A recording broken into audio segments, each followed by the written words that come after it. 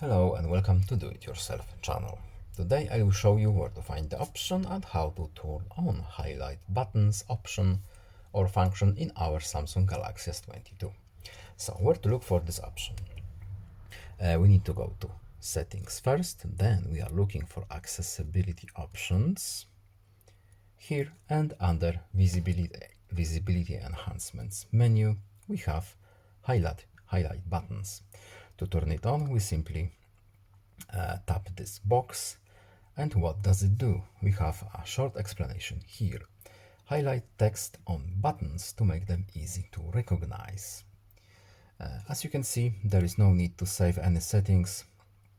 We can just go back to our home screen, and that's basically it. I hope this video is helpful to you. Please leave a like and subscribe. Have a nice day and see you in the next video. Goodbye.